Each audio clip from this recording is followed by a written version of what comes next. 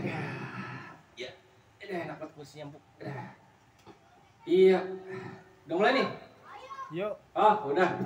Kan belum. Ya, assalamualaikum warahmatullahi wabarakatuh. Sobat Ngaso ngobrol sore. Aduh, tadi habis dagang kita seharian capek juga dah. Hari ini saya ngaso kayak nggak berubah nih. Soalnya yang kemarin itu obrolannya seru banget gitu. Banyak ilmu yang mesti saya ambil. Jadi hari ini saya mampir lagi di rumahnya Bu Erna.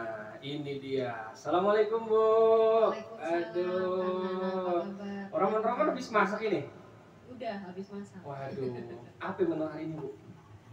Menu hari ini apa? Menunya urak. Waduh. Masak urat ya.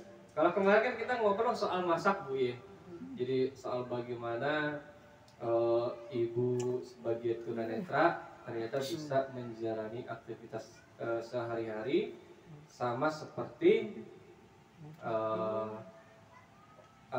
ibu-ibu pada umumnya gitu ya Bu ya.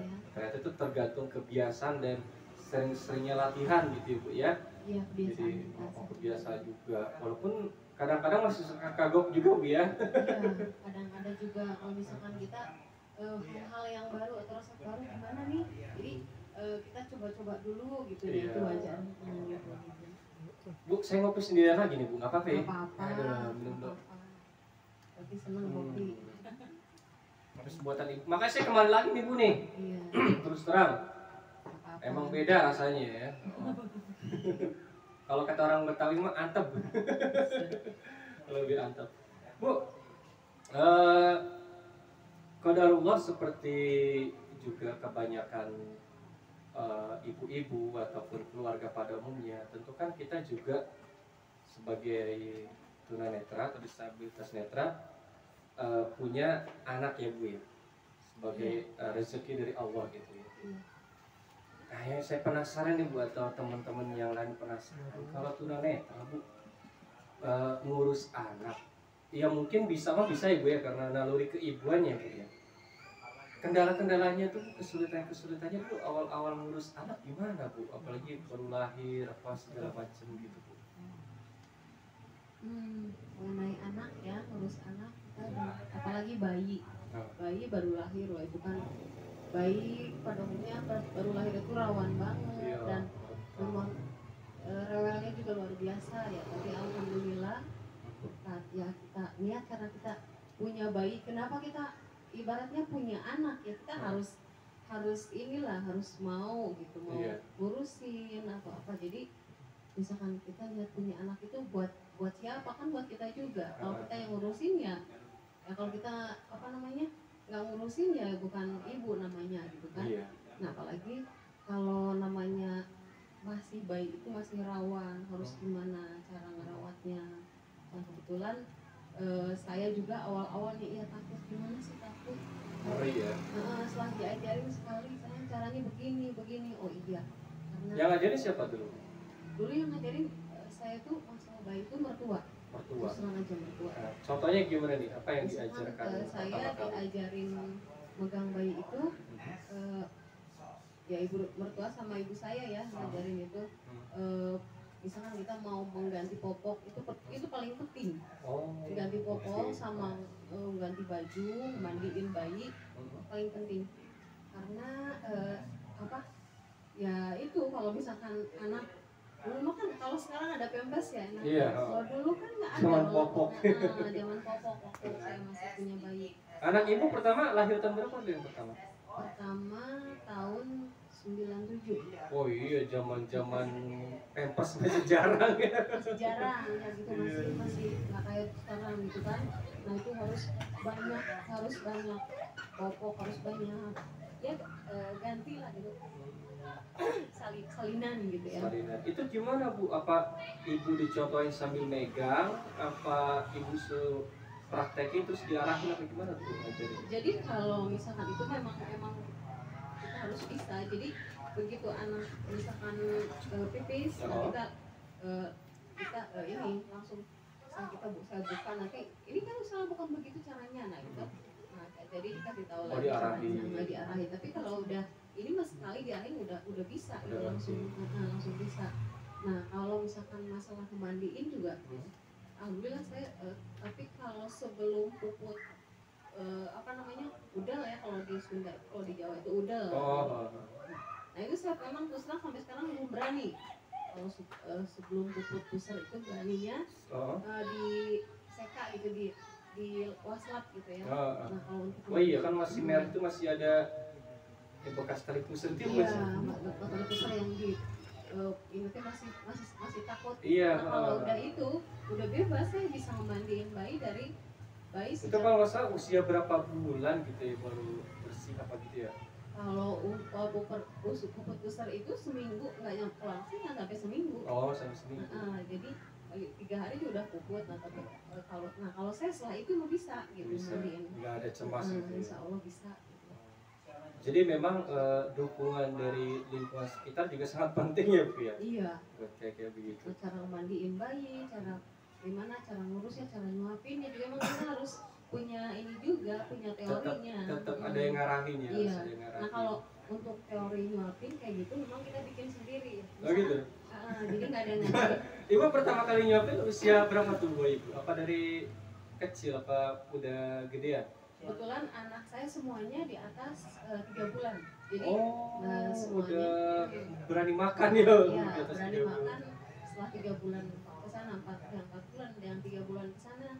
Jadi gimana caranya kalau saya bukan, kalau orang tuh kan kadang belepotan tuh, jadi ini kalau saya dipegang terus terang aja, jadi kalau saya nyuapin saya pegang dulu ininya, bibirnya ya, mulutnya ya, bawahnya dagu pasti itu nggak mungkin meleset karena kita pegang. Iya. Jadi ya insya Allah walaupun belepotan, karena yang belepotan mungkin karena ya wajar aja lah ya, karena namanya bayi bukan benda ibaratnya benda mati, karena benda gerak, jadi gerak ya gitu. Iya gitu. Tapi setidaknya Ibu ada usaha untuk menjaga supaya makanannya sampai masuk mulut. Masuk mulut gitu ya. Iya. Anak Ibu sadar atau ngerti bahwa kondisi orang tuanya tunanetra itu, apakah ada momen tersendiri, maksudnya ada peristiwa khusus, atau sadar begitu aja Bu kalau ternyata ibu saya tunanetra, atau ada peristiwa atau ada kejadian yang ngasih tahu dia kalau orang tuanya tunanetra? Kalau anak saya tunanetra itu nggak tahu ya, saya juga nggak sadar. Enggak ya. Tapi gini, dia tuh kayak menyadari kalau masih kecil, kalau saya lagi ngebantu ngebajuin gitu kan, masih jalan-jalan. Umur berapa tahun tuh? Mungkin umur sekitar 1,5 tahun itu kan udah jalan ya.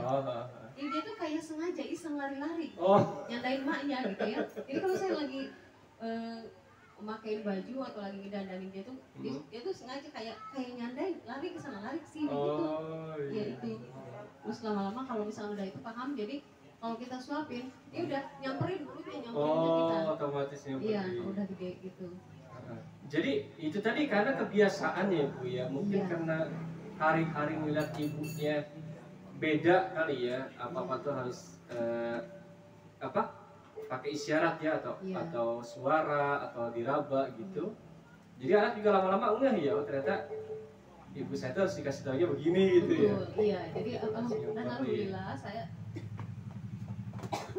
selama saya punya bayi dari 0 sampai lepas itu alhamdulillah enggak, jarang bapaknya jarang ini ya, jarang ngebantu kayak gitu. Jadi paling ngebantunya ya gendong, nyuciin pakaian, tapi kalau ngurusin kayaknya masih riskan juga dia, malah dia nggak ini gitu, takut.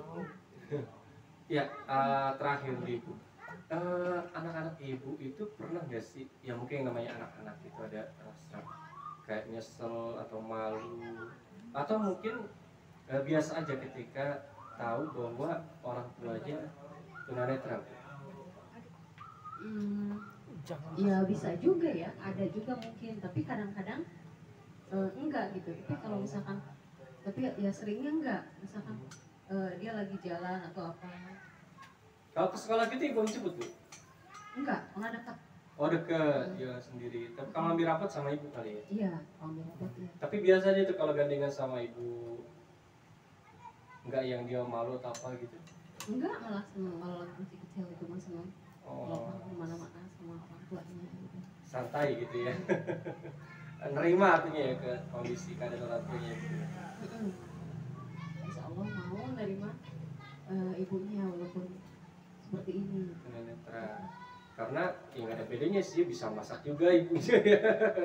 Bisa ngurusin juga sampai gede ya Bu ya.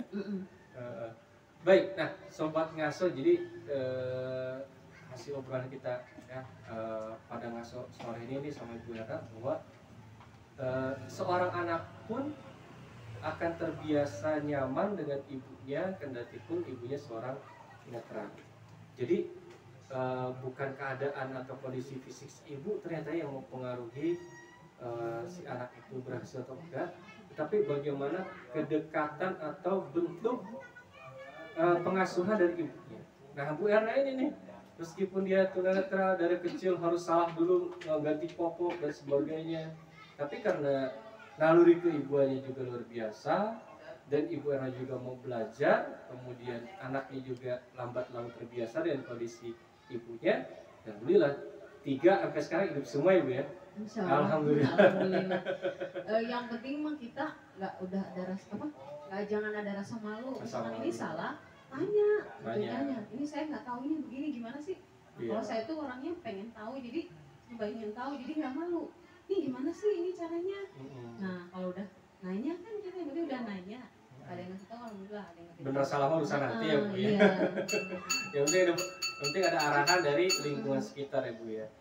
Baik, dan sahabat Ngaso, lingkungan sekitar juga sangat berpengaruh terhadap keberhasilan kehidupan teman-teman netra, baik di lingkungan keluarga maupun di lingkungan masyarakat. Makanya sobat Ngaso dimanapun, jangan ragu dan jangan takut kalau interaksi sama teman-teman netra ya, karena bagaimanapun juga teman-teman netra, ibu-ibu netra juga seperti ibu-ibu kebanyakan yang mempunyai kehidupan seperti orang-orang semua. Jadi mereka juga layak memperoleh atau menjalani kehidupan seperti kita semua. Bu, udah sore Bu. Oh iya. Iya, kopisnya tinggal dikit juga nih Bu nih. Udah Mbak. Udah, saya lama lagi sini. Bu, saya pamit ya Bu ya. Maaf kalau salah-salah kata nih. Terima kasih sudah diizinin mau mampir. berkunjung ke sini. Iya, Sobat Ngaso jangan lupa ya subscribe dan juga like konten-konten yang ada di channel YKPTB ya, dan tonton selalu Ngaso ngobrol sore bersama Kang Nana. Pamit dulu. Assalamualaikum warahmatullahi wabarakatuh. Mari Bu. Waalaikumsalam. Oke, mari.